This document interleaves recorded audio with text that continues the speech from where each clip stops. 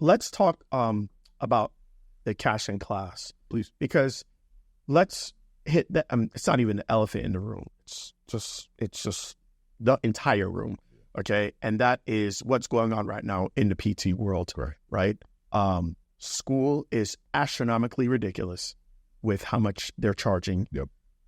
The return on investment, if you're going the traditional physical therapy route, is very, very, very suspect. We can just say it like that. And I really love what you guys are doing, in that you're not trying to just get people in school. You're letting them know, here is the reality today. Yep. And it's great that you're letting them know the reality, but you're like, but then there's also a solution for it.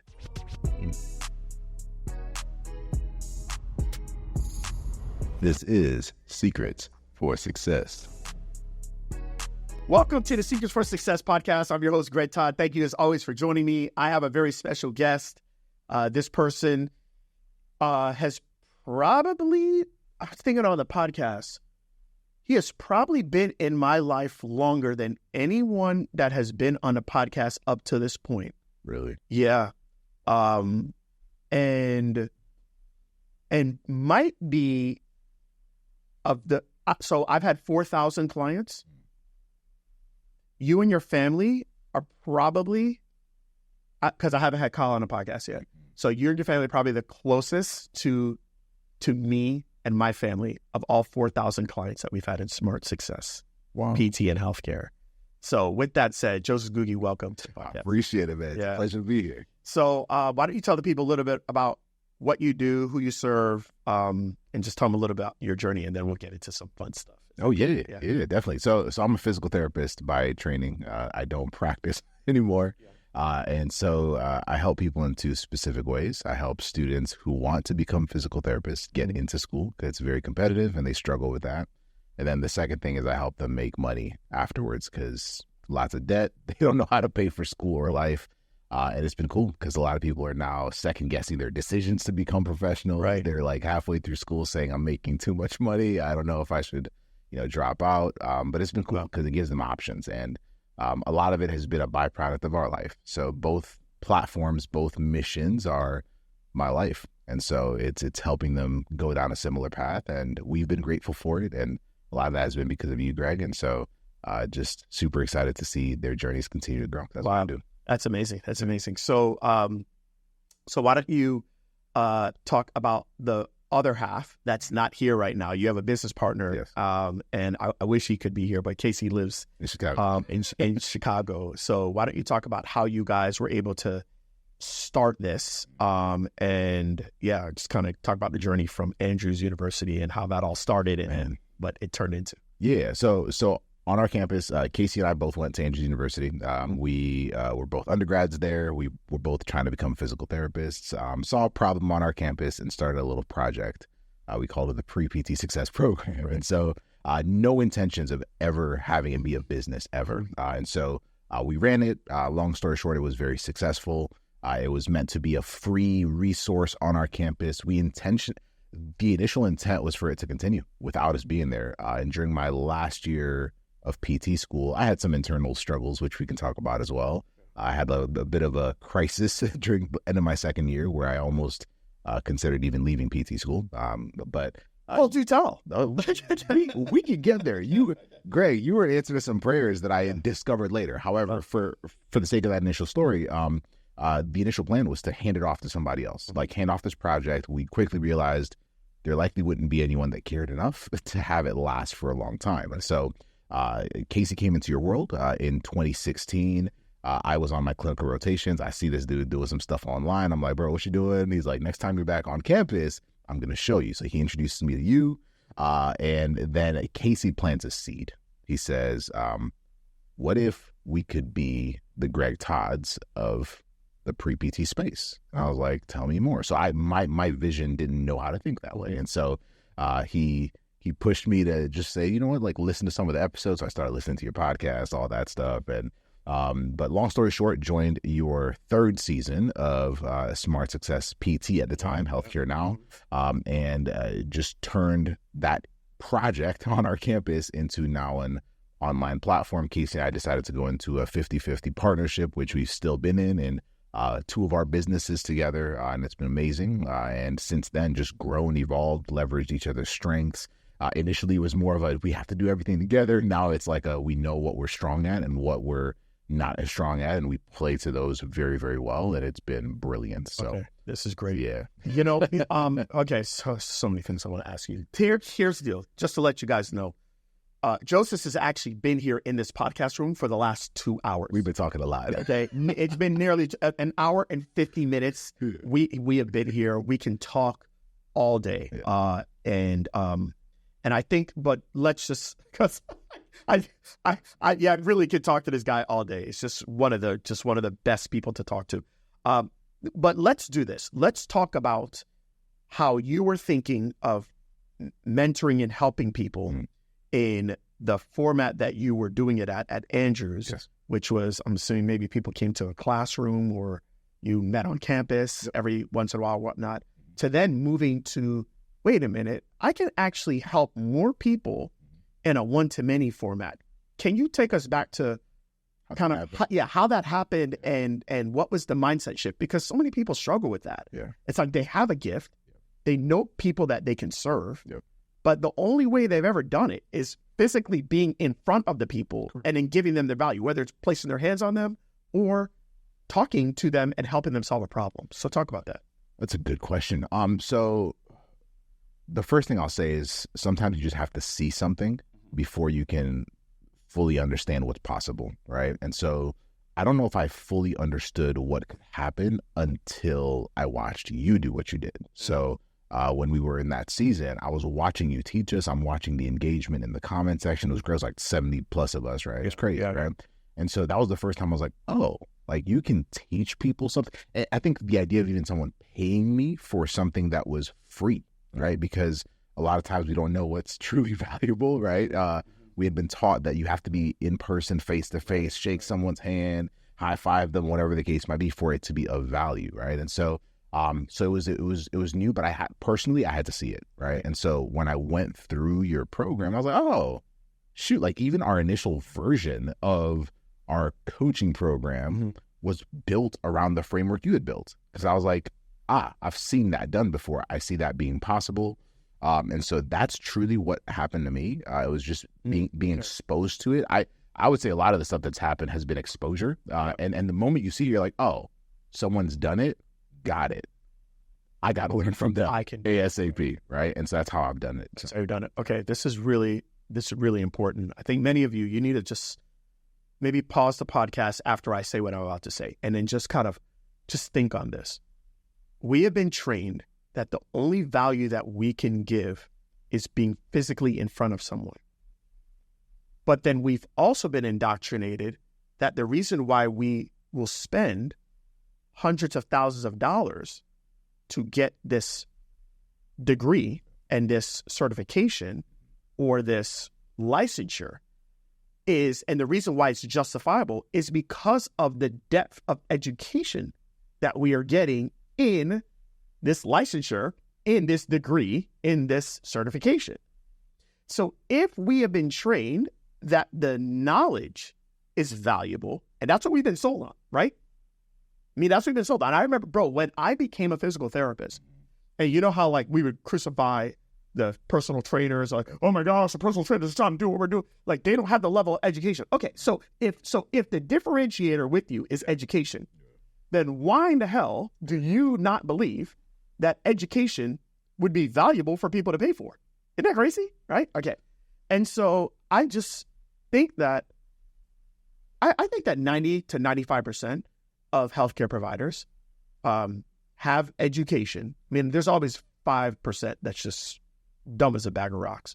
But 95% has something that if packaged properly, that's all it is, right? If packaged properly, you could take the education that you paid all this money for anyways and just package it in a way that you can actually help people. And I think one of the things that was key for you guys is you actually paid for it. Correct. Right? Like, I wonder if I would have given that for free. I wouldn't have valued it. You wouldn't have valued it. Absolutely. So I think number one is you paid for it, so you had to value it. Then number two, you saw other people pay for it, and they valued it. Sure. And then number 3, now you saw a guy that was doing it in the way that I was doing it at the time. And you saw that the people were like, wow, this was actually valuable. I'm glad I paid for that. Right. And so then that now gives you permission to say, we can go and recreate it. Yeah. Isn't that funny? Yeah, it's very funny. I think a lot of people are missing that, bro. I think they're missing they're thinking, okay, I'm just going to pay to learn the stuff, but then they're not paying other people to learn how to do it in a way that doesn't make them trade their physical time for money. Correct. Meaning that whatever you want to do, go pay somebody to actually have that done to you. Yep. And I think then a lot of the demons will be released. Would you agree? I agree. There's actually something you said before that what I'm about to say might frustrate somebody, but I don't care. Yeah, so because I know that you would agree with it. Yeah. So we had a conversation with clients in our second business. It's called Cash and Class University, right? And so we're teaching them how to make money, and they essentially create online digital businesses to do so. While in class, they're doing good, right? So a lot of it is beliefs, right? The same way you've helped us break our own beliefs. Right. And there's something that we were talking about recently that shattered how they saw the world. And I told them, I was like, do y'all know why super academically smart people have a very hard time succeeding? And they're like, why? And it was like, I believe I learned this from Myron, actually. And it's the fact that academically, we're taught that as I ascend, things should get more complicated. And so what starts to happen is we assume that education has to be more complex. That's why we assume it's always harder. That's why when you read a book, you think, oh man, like this can't be that straightforward. Right. When you're in a course, it can't be that simple. So we overanalyze, overcomplicate, and it messes us up. So that's the first thing. And so that's a school backwards concept that's really been taught to us that you have to unlearn if you want to succeed. And then the second thing, when it comes to investing, you're right, because number one, you don't value something you don't invest in. But number two, if you're going to charge people, it's very hard. Like the fact that I've paid you tons of money, the fact that we've paid other coaches tens of thousands of dollars, when I'm charging our clients $7,500, 10 grand, 24,000, 30,000 or whatever, I've done it before and I've known and I've seen what it's done for us, the payoff. So you can't have that conflict of feeling like I can't charge, because if all I got was for free, but I'm not trying to charge somebody even $1,000, it's going to feel very off and I'll sabotage everything, right? So it's value, but also education. It's not as complex as people think it is. And I think the moment people understand that, then they're just going to look for the person that has the very clear-cut, straightforward solution that's proven and just follow it. Just do the doggone thing, right? So that's so huge. That hit me well. Yeah, that's huge. Well, let's talk about the cash in class, please, because let's hit that. It's not even the elephant in the room. It's just the entire room. Yeah. Okay, and that is what's going on right now in the PT world. Right. School is astronomically ridiculous with how much they're charging. Yep. The return on investment, if you're going the traditional physical therapy route, is very, very, very suspect. We can just say it like that. And I really love what you guys are doing, and that you're not trying to just get people in school. You're letting them know, here's the reality today. Yep. And it's great that you're letting them know the reality, but you're like, but then there's also a solution for it.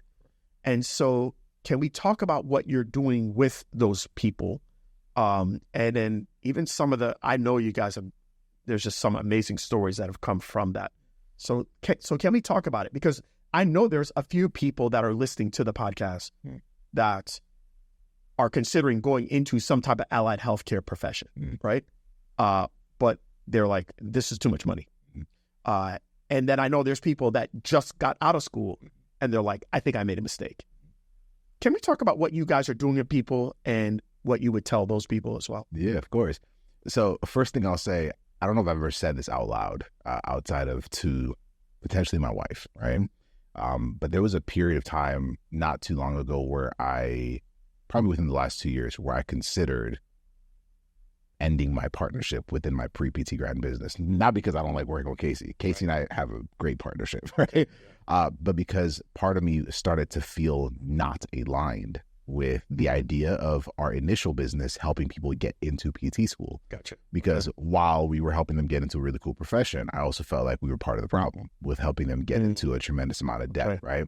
And so you're the one that actually helped us really, like, at least me personally, like, come to terms with the fact that it's super important for you to be honest with them from the jump, right? Right. Like, physical therapy is brilliant. A lot of healthcare professions are brilliant.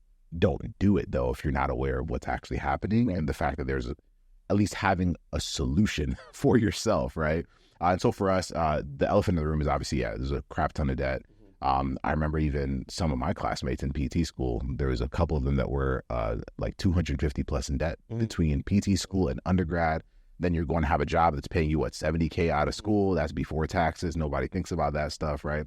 And so for us, it's a matter of get into PT school if you want it. If you don't, you don't have to, right? But if you're going to do it, figure out the money, because what starts to happen is the only other option is, I mean, you can travel and there's other short-term options, but let's say you want to have a family. Let's say you want to settle, right? Then what's going to happen is either I have to give up on my dreams or I have to have multiple jobs, right? So now I'm a doctor, I'm a clinician, whatever the status, imaginary thing I had in my mind. Like, I'm having to still work most of my time, right? A lot of my time, very little of somebody else's money, right? And I'm now sacrificing time at home. Like, imagine the ripple effects of that, whether that's marriage, all that stuff. We don't want that. So for our people, we teach them how to find their gift, right? We haven't always done it that way, but we've realized that's how they succeed the most. And so they all have something they're good at now, and we teach them how to package that into an online program. And so some of our clients are doing $2K a month, $5K a month, $21K a month, right, while in school. One of our clients just did $171K last year while in PT school, right? And so they're making more than clinicians, and a big part of it is it's giving them options, right? Where they're like, oh, and the funny thing is those same people are actually still wanting to practice as physical therapists, right? But the language they're using is so different. They're saying, actually do it because I want to do it. I'm treating someone because I genuinely love treating them. I'm not doing it because I have to somehow make more money. And one thing that I've noticed too is sometimes we're in settings. I mean, like, I even think of myself as a PT. The space I love the most is ortho, right?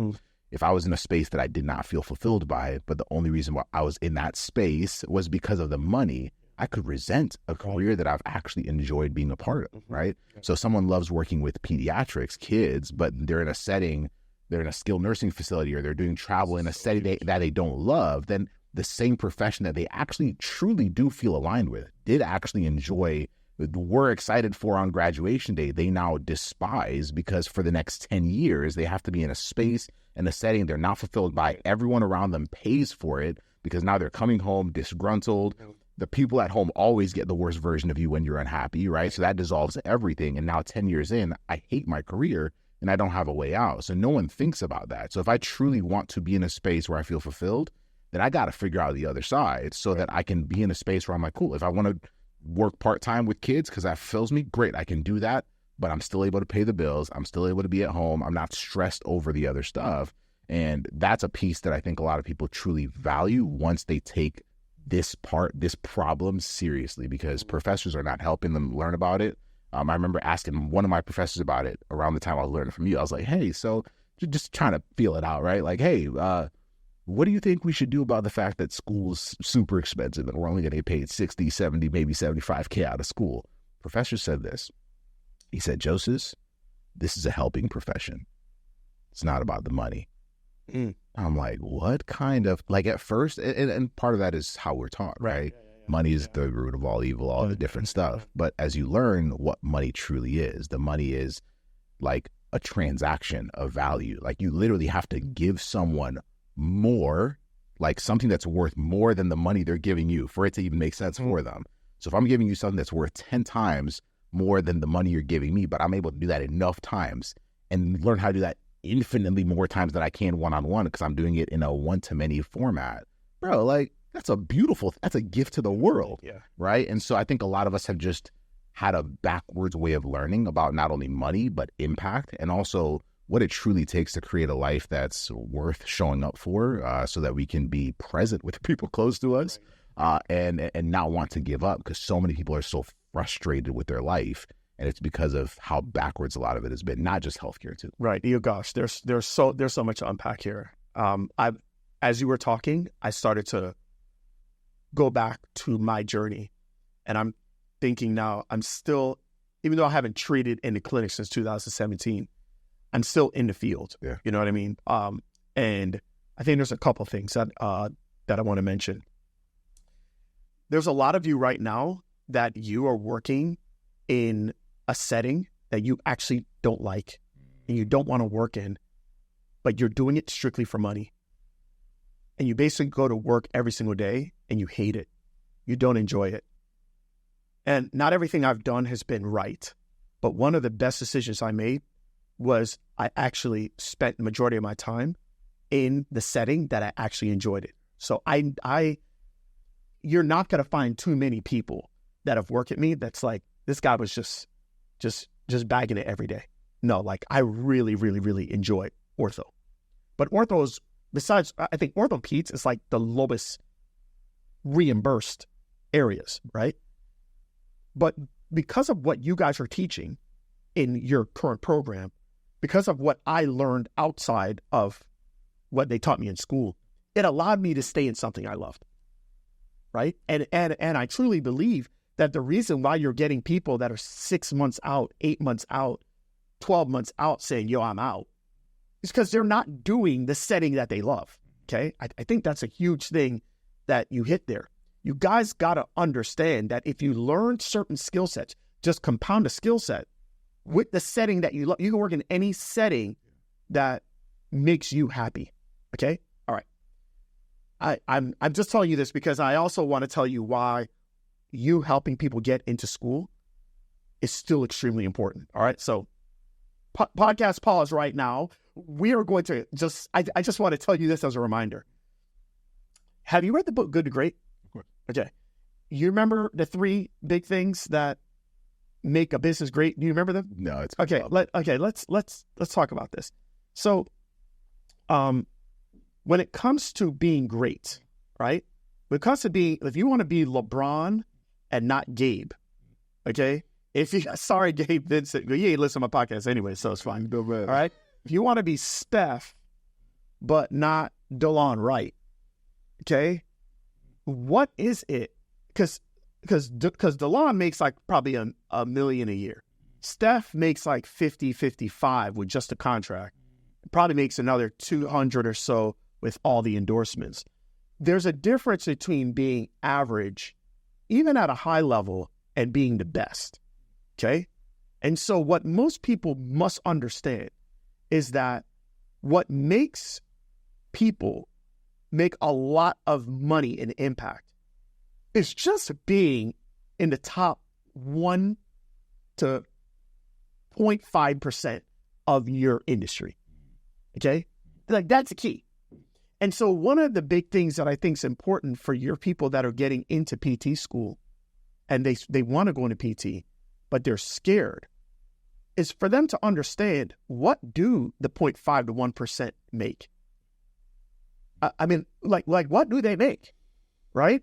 And so, like, in PT 130, the 1% makes like 150. Okay. The top 0.5, I would assume, is guys like me.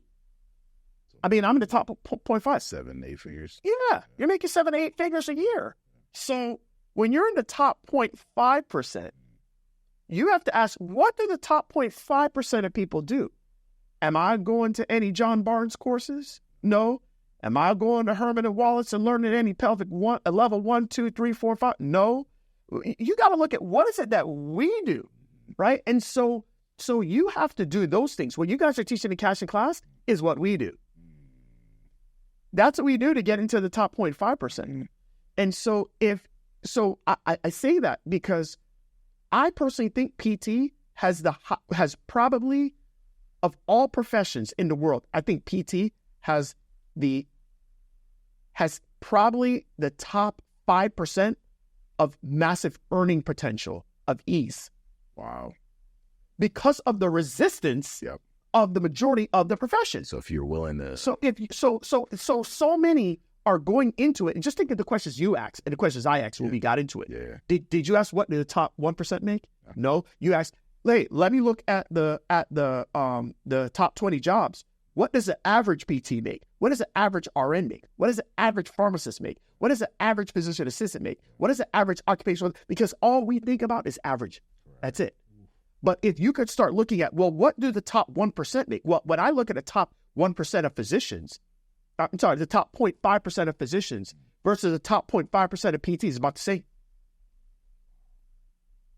When I look at the top 0.5% of roofers versus the top 5% of PTs, it's about the same. It's about the same. So where is it easier for me to become the top 0.5%? Professional PT. It's going to be a professional PT. Yeah. It's going to be a professional PT. So if you look at it like that and you just bundle them together, It's easy to win. it's easy to win. That's so good. It's easy to win because it's not about becoming the average. It's about becoming the 0.5. Wow. And when you understand that, like, it's a no-brainer. You need to be doing something that you love. Yeah. Okay, great. Outpatient ortho, pediatrics, whatever you love. Yeah. Okay. There has to be a glaring need in the marketplace. Okay, we know that. All right. Yeah. But then you also have to be able to get to the top 0.5. Yeah. And that's the key. And so can you do that? And that's why I say PT is a gold mine. It's a gold mine today. Even with the 200, 250K, it's a total gold mine. If you understand that. If you understand that. If you want to play average, though. If you want to play average, then, I don't even know what makes sense right now. Yeah. To be honest with you, if you want to play average, I would recommend, this is what I'm telling my kids. If you want to be average, I'd recommend going to Chick-fil-A, Burger King route. Like, that's what I would recommend. Don't managers be making like $25 an hour? Yeah. So like at Chick-fil-A, your base, well, here, I'll say this. In California, as of April 1st, base, the minimum wage is at $20 an hour. So my first job as a PT, I made $19 an hour. Now, I know that might be low in comparison today, but I did it. To get a job at Chick-fil-A, you don't have to go to Chick-fil-A school for a year. Okay. To get a job at Burger King, you have to go to Burger King school you don't have to get a Whataburger certification. You just have to go and apply. So I'm like, if that's the lowest level, and then I understand the different levels of value, like I could start here at 20 working as just a burger flipper, and then I could work my way up in management. And then if I do a really good job, then I could work my way up into regional management, and then I could work my way up into maybe, high level corporate C-suite management. Yeah. Then I can go that direction, and there's no investment. So I told my kids, I'm like, the next two that are up, which they're probably not going to go to college direction. I was like, you have to make a decision. Either you're going to become the top 0.5% in an industry, or if you want to be average, I would recommend going to fast food direction. So $20 California is what it is in California today. Yeah. And, the other states will follow suit. So I'm saying all that because what you're doing is the right thing. Mm. It makes it, they're going to go to PT school regardless. Yeah. They're going to want to do it regardless. So it's better to get them in your world and for you to help them get into PT school. And show them the way. And then after that, show them, okay, here's the deal. Like, if you're going to do average, it might not make sense for you, as long as you're okay with not ever being able to pay that off. But if you do it this way, then this is the income potential that you can make. That makes a lot of sense. And it's not as hard to get to the 0.5 versus real estate, super hard. Personal training, super difficult. Roofing, really hard because it's such a vast amount of people that are in it. You're competing against a lot.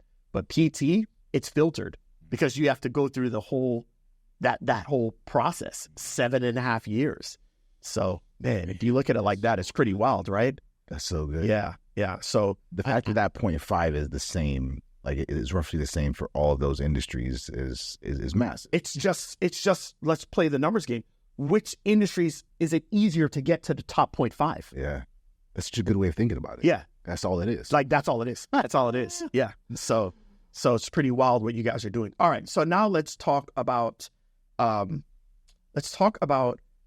mentorship. Let's talk about coaching. You guys have worked with me for a very long time. Yeah. Right. Okay. But I have not been your only mentor and coach. And I would love for you to talk about the journey of like, as you have grown in business, like what have you what have you needed? A lot of things that you start to learn, and this is where the lessons have come, is you start to learn that there's things that you actually didn't even know you knew so well, right? Because you're seeing other perspectives, but a lot of it is confirming what you had already learned. And so that's where having a really good mentor, a really good guide can really help you see the world in a way that you start to realize, no, this was solid from the beginning. Yeah. So, but it's been beautiful for us to specifically have a perspective that's not healthcare based, different types of businesses. Some are primarily email marketing, some are not. Some are really good with fulfillment, some are not. Some are massive, some are small. Some you learn from the failures as well, the ones that spike up very quickly and then they crash and burn, right? Yeah. And so a lot of it has been perspective for me. However, the difference between a mentor and a coach, like I said, is a mentor goes beyond just helping you solve a very specific problem. It's transactional with the coach, right? So when I got my problem solved, I was like, oh, thanks. I got my investment back, right? And so, but mentor-wise, I would say that you've been our only mentor. Gotcha. Okay. All right. I didn't know that was going to be the answer. You asked the question. That's interesting. Fantastic. I love it. All right. So let's talk about your journey now. Would you do it again? The exact same way? Yeah. Yeah. You would do it again. Okay. I wouldn't change a thing. All right. You wouldn't change a thing. You would still have gone to PT school. Yes. You would have still not treated like how you've done it now. Okay. Why? Explain. Let's start from backwards with not treating. Time at home has been huge. Yeah. I think I remember, so we have two kids now. So we have a 3-year-old and a 5-month-old, right? Yeah. And so I remember the time when I shared with you that we had watched our son, so our 3-year-old, take his first steps, right? That's been massive to me. I was sharing, I think time has given me the ability to kind of look back at my story and why I've done what I've done. And so when I looked back at even how we came back from Kenya, when we came to the States, parents starting from scratch, we thought it was going to be an ascension. It was the exact opposite. Parents had very successful careers. But when we came to the States, even though they had successful careers in Kenya, they had to go back to ground zero. Right. They went back to school. They worked both at a grocery store locally. My dad worked at night at a factory. So I'm not seeing my parents a whole lot, right? As a kid, I remember probably about 8 years old, I remember being like, whatever career I'm in, I want it to give me time because I want to be at home where I want to have time with people. That's why I was drawn to you, by the way. Yeah. I want to not have to worry about money because we had a lot of money fears and whatever extra was sent back to Kenya, which made no sense because we were broke. Anyway, and then freedom, right? Because so many things we were limited to do, right? So I always knew that was a thing. In fact, one of the things that drew me to physical therapy is I initially thought it solved all three. Right. Naturally. I did too, my friend. I actually had a physician, bro. I had a physician junior year of high school at my church, a physician that said, hey, Joses, if I could go back, a physician, I would have been a physical therapist. I was like, interesting. I was like, why? He's like, well, they're not on call. Freedom, right? Well, they don't have as much debt as I'm in. Money, right? And part of it's like time. They have, so I was like, check, let's get it. So I locked in, man, like took care of business, all that stuff. And obviously later on realized that there's other problems. And so now being at home, being able to be very present right now, I left home. My wife and kids are at home, going right back there, spending the rest of the day there, right? I'm able to be present. We're able to hang out, do crazy adventures with each other. We can go on vacation and still be good, right? And so that's been massive because those moments don't last forever. And that's been the thing I've craved in my whole life is not having my kids look back and be like, oh, like I wish dad was home more. And I don't discredit my parents at all. Like they had to do what they had to do. There's no part of me that's resentful at all. I get it. I just knew that I didn't want that same feeling for my kids. And so that's a big part of that. The other question in terms of physical therapy, why I would do physical therapy again. You touched on it a bit. I actually do enjoy being a physical therapist. Like I do. If I don't know, like I didn't know any better. I still practice the way I practiced. I I still would have done it. I feel like part of it is like my eyes have been opened. I think I would have been settling with some of the things that I would have wanted, which is the time aspect, right? But if I didn't know any better, I feel like I would have still enjoyed it. I do love I mean, part of it is the energy that you get from seeing someone get better. There's something contagious about it. But truly, I think the position it's put me in to be able to help other people who are in that boat, that's also been just as valuable, because now you're able to give people the gift of having control over their life, right? It's not a death sentence to be in a setting or an environment that they're not fulfilled by, right? They can choose to do that or choose not to do that. And I don't think I would have ever gotten that access had I not gone down the path of being a physical therapist. This is so interesting. Your story of your junior year happened for me in my senior year. I don't know if I've shared this with you. I haven't, no. My mom worked for orthopedic surgeon Paul Hindenburg, and my mom set it up. My mom wanted me to be an orthopedic surgeon, so she set up time for me to go and meet Dr. Hindenburg. Okay, and Dr. Hindenburg had PT in his office. He actually had like PTAs. I guess he had like a PT come in like once a week or something like that to like just do some evals or whatever. And he was not in the mood the day that I came in. He was just like, I would not do what I do. I'm on my third wife, this and that. My daughter is about to get married. I don't even know her husband. He was just pissed, bro. And he was like, I'll do what those people do. And you want to know what I realized today that I didn't realize at that time? He was rich, and he thought those therapists had wealth. Those therapists that had wealth were broke. And they wanted to be rich. So riches come in the form of money. Wealth comes in the form of time. And so he was just like, I'm on call. I'm doing this. I'm doing that. I've got no time. He found time because he had the money. He found time more valuable than the money, because that's the time is something he didn't have. We always find the thing that we don't have more valuable, right? Okay. And so you realized very early out, whether you knew what you were doing or not, like, all right, even though I thought traditional physical therapy was going to give me this is what I want. And I want to have more time. And that's been my journey. You know what I mean? I just want more time. And I will never forget that day. I was actually at the dentist's office with my 4 kids the day that you sent me that video. Yeah. And I was so happy for you, because I realized that it's taken me so many years to finally be able to be present in a lot of the big moments, right? Now, the dentist office is not necessarily a big moment, but that was the last dentist office appointment that my daughter, Adriana, who now is graduating from college this year, is like that I went to before she went to college. And I remember you showing me that video, and I told you, do you remember what I told you? I said my first 3 kids, I never saw them walk. I missed it. My 4th one, I got to see it. And I'm just so grateful today that like the relationship that I have with my oldest daughter and my other 3 kids, I was able to build on that. Now, I think another good thing too is that my kids all of them have seen their father work hard, and have seen me like have joy in helping people, But yeah, I think that's a beautiful thing. I think the fact that you're truly trying to achieve wealth, and like, yeah, I want to make money, but I want to do it on my time, and I want to be able to build a solid foundation of a family. And as a man, I want to be in my kids' lives, and I want to be a present husband. I'm not saying everything's perfect. I'm not trying to make your family out to be perfect, but I admire it a lot. I really do. I admire what you're doing. And I do have regrets.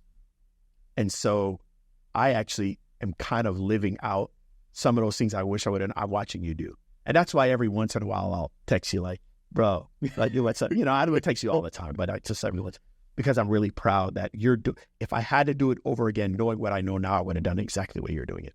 Wow. I would have done exactly what you're doing. And that's the reason why I realized this mentorship thing and whatnot is actually really important. Because if I had to do it over again, this is how I would have done it. I would have done it exactly the way you're doing it right now. So anyways, I just want to tell you that. All right. I know we got to finish up now. Why don't you tell the people where they can find you, and how you can help them in whatever way you can. So tell them where you find. So the best way to find me is just well, it depends on where you're at in your journey. So if you are a student trying to become a physical therapist, find us free PT Grind anywhere. If you're just interested in learning about how we help other people beyond that, and even how we've built our businesses, then just find me directly. Just do Joses Ngugi on Instagram and just DM me directly, and I'll talk to you about that. Awesome. So pre-PT Grind, they're everywhere. Okay, Joses Ngugi, and they also have their Cash and Class University. Cash and Class, university. So thank you for coming on the podcast. Before we finish, though, I want to give you your flowers. I want to just honor you real quick. One of the things I've really, really enjoyed of our time of working together, and now having a friendship beyond, working together, is your level of gratitude. Y'all, if you could just understand this, you know the book, How to Win Friends and Influence People? Well, Joses Ngugi could actually write his version of that book on how to win favor. That's what you could write. If you're going to write a book called How to Win Favor. And what you have been able to do, and what you've done with me, is you're such a grateful man. You're so grateful. And you always just communicate that in some way, right? And like, I don't need money per se from people, or even like adoration. But man, when somebody just says, thanks, man, thanks, it's like the greatest feeling in the world. You have done that more than any other person I've ever worked with. Any other person I've ever worked with. And not just you, your wife as well. Your kids haven't done it. Your son is just cute, so he'll got to do nothing. He's just cute, and I still have yet to meet the little girl. So, but yeah, that's what you're so amazing at. And I've watched your skill set just grow into higher level skill sets of communication. It just grow and grow. By the way, y'all, just to let you know, 5 years ago, Joses, the amount that we talked about on this 30-minute podcast, it would have taken Joses about 3 hours to do. The same amount that he talked about. Your communication is built and grown and grown. You were good back then. I remember the first time I ever saw you. I was long-winded. You were long-winded. So he's good. But your communication skills have just grown, and you're just focusing on the right things. So, appreciate that. So anyways, through the coaching and the counsel that you've gotten, you can see it's paying off massively for you. So anyways, I just want to say that you guys go follow him.